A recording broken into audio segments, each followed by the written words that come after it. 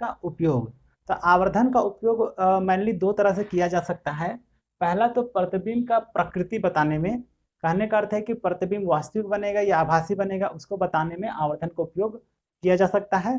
दूसरा, प्रतिबिंब का आकार, कहने का मतलब जो प्रतिबिंब बनेगा वो वस्तु के बराबर बनेगा, उससे बड़ा बनेगा या तो छोटा बनेगा, इस सब का जानकारी के लिए हम लोग आवर्धन का उपयोग कर सकते हैं। तो इसका उपयोग कैसे करेंगे, तो उसके लिए आपको दो चीज को ध्यान देना पड़ेगा। सबसे पहले आपको साइन देखना पड़ेगा, चिन्ह देखना पड़ेगा कि जब आवर्धन आप निकालिएगा और आवर्धन जो आएगा वो पॉजिटिव में आएगा, पॉजिटिव में आएगा तो आपको समझ जाना है कि प्रतिबिंब कैसा रहेगा, तो प्रतिबिंब आभासी रहेगा। और अगर आप जब आवर्धन निकालिएगा और वो आ जाए आपका नेगेटिव में, तो आपको समझ जाना है कि वो जो प्रतिबिंब रहेगा वो क्या रहेगा, हम लोग का प्रतिबिंब जो रहेगा वो वास्तविक रहेगा, है ना। तो दो चीज आप लोग को समझ में आ गया कि अगर पॉजिटिव रहेगा तो प्रतिबिंब कैसा रहेगा, तो आभासी रहेगा, और आवर्धन नेगेटिव आया तो प्रतिबिंब कैसा रहेगा, वास्तविक रहेगा। अब हम लोग देखते हैं प्रतिबिंब का आकार कैसे हम लोग जानते हैं। तो इसके लिए चलिए फार्मूला थोड़ा सा देख लीजिए कि आवर्धन m इक्वल टू क्या होता है formula, h dash by h, कहने का मतलब प्रतिबिंब का ऊंचाई बटे वास्तविक ऊंचाई। ये तो मेन फार्मूला है हम लोग का। अब अगर मान लीजिए कि मेरा है 2/2, तो वैल्यू कितना आया मेरा 1, ठीक है। अब आया मेरा, अब दूसरा ले लेते हैं हम लोग 5/2 ले लीजिए, ये मेरा पहला हुआ, ये दूसरा ले रहे हैं, इसको काटिए तो कितना हो जाएगा, 2 दूनी 4, 2 पचे 10, मतलब 2.5 आया। चलिए तीसरा एक और ले लेते हैं, अगर मेरा 1/2 ले लिए तो इसका वैल्यू कितना आएगा, तो 0.5, है ना। तो वैल्यू 1 कब आया, उस समय आया जब ऊपर वाला और नीचे वाला बराबर है। तो इसलिए अगर आवर्धन का वैल्यू अगर 1 आ जाता है, और इसमें एक चीज ध्यान दीजिएगा कि यहाँ पर लिखे नोट, केवल अंक को देखें, मतलब कि अगर मेरा आया पॉजिटिव प्लस में 2 आया, तो हमको ये साइन से लेना देना नहीं है, केवल इस अंक को देखिएगा, ये वाला अंक को केवल देखिएगा। उसी तरह अगर मेरा आया 0.23 आया, हमको ये चिन्ह से लेना देना नहीं है अभी, क्योंकि चिन्ह के हिसाब से हम लोग जानते हैं ये कि प्रतिबिंब आभासी होगा या तो वास्तविक होगा। तो अभी हम लोग को आकार देखने के लिए क्या करना पड़ेगा, केवल अंक को देखना पड़ेगा, है ना। तो वापस आइए यहाँ पर, तो यहाँ पर देखिए इसको जब काटे तो आया 1, तो 1 कब आता है, तो जब ऊपर का वैल्यू और नीचे का वैल्यू समान रहता है तो वैल्यू आता है 1। तो अगर मेरा आवर्धन आया 1, तो इसका मीनिंग ये हुआ कि प्रतिबिंब की ऊंचाई और वास्तविक ऊंचाई क्या है, बराबर है। तो वही चीज को यहाँ पर लिखे हैं कि आवर्धन इक्वल टू 1, दिस इंप्लाई, कहने का अर्थ है कि प्रतिबिंब की ऊंचाई इक्वल टू वस्तु की ऊंचाई। ये क्लियर हो गया होगा।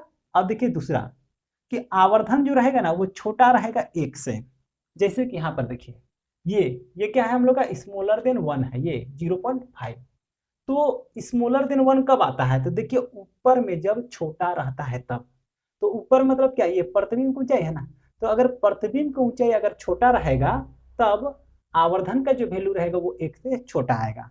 तो इसीलिए यहाँ पर लिखा हुआ है क्या, कि आवर्धन अगर स्मॉलर देन 1 आता है तो प्रतिबिंब की ऊंचाई जो रहेगा, प्रतिबिंब का ऊंचाई जो रहेगा वो वस्तु की ऊंचाई से छोटा रहेगा। देखिए ये छोटा को दिखा रहा है ना, तो प्रतिबिंब की ऊंचाई क्या रहेगा, स्मॉलर देन रहेगा ऑब्जेक्ट या तो वस्तु की ऊंचाई। बात क्लियर है। अब देखिए तीसरा चीज कि आवर्धन जो रहेगा वो ग्रेटर देन 1 है। अगर आवर्धन जब निकालिएगा और उसका वैल्यू कितना आएगा, 1 से अधिक आएगा, तब क्या होगा, तो प्रतिबिंब की ऊंचाई जो रहेगा वो ग्रेटर देन वस्तु की ऊंचाई होगा। कैसे, उसको देखिए, जैसे हम लोग यहाँ पर देखिए जब इसको भाग किए तो ये जो वैल्यू आया वो क्या है, ग्रेटर देन 1 है, 1 से बड़ा है। तो कब बड़ा आता है, तो जब ऊपर वाला बड़ा रहता है। तो ऊपर वाला मतलब क्या, प्रतिबिंब बड़ा रहेगा।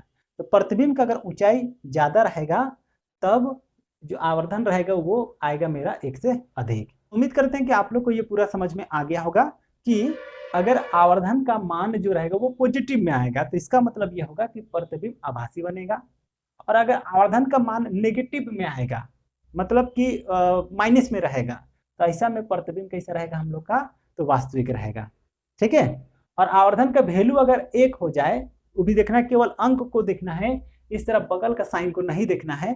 उस समय अगर 1 अंक अगर हमको दिख रहा है तो प्रतिबिंब की ऊंचाई और वस्तु की ऊंचाई बराबर हो जाएगा। आवर्धन जो रहेगा वो स्मॉलर देन 1 हो जाएगा, तो ये वाला स्थिति पर आ जाएंगे तो इसका मतलब क्या हुआ कि प्रतिबिंब की ऊंचाई वस्तु की ऊंचाई से कम हो जाएगा।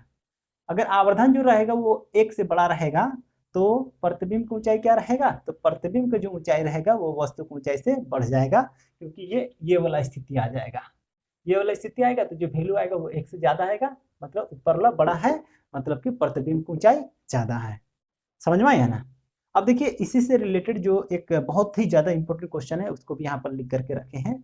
यहाँ पर लिखे हैं क्या कि यदि किसी दर्पण का आवर्धन +1 है तो बनने वाला प्रतिबिंब की प्रकृति और आकार क्या होगा।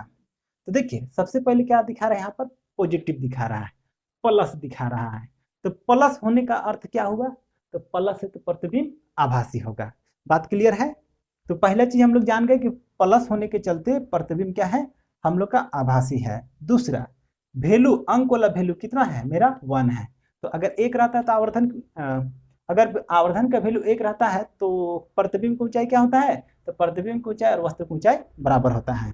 इसलिए इसका आंसर क्या हो जाएगा, तो इसका आंसर ये हो जाएगा कि प्रतिबिंब आभासी होगा तथा वस्तु के बराबर होगा। यही इसका आंसर होगा। तो उम्मीद करते हैं आज का ये पूरा टॉपिक आप लोग को क्लियर हो गया होगा। आज के लिए इस वीडियो पर इतना ही।